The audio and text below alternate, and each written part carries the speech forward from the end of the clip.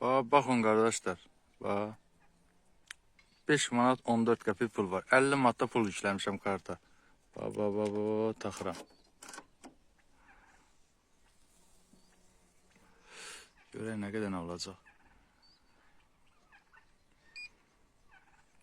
Qoy görüm. 46 manat. Allah sizin evinizi yıxsın. Kim ki bu pulu yiyir, haram xoş olsun. 4 manat getdi.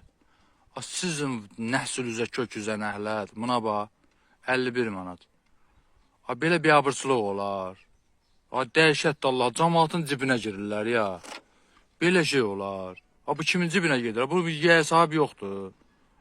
Qardaş, zülmlə, zillətlə orada burada fəhləçilik eləyirik. Pul qazanırıq, gətiririk bura pulu vururuq, hə?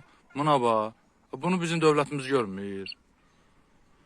Vallahi dövlətin xəbəri yoxdur, narsan. Bunu kimlər eləyir? Allah bəlasını versin.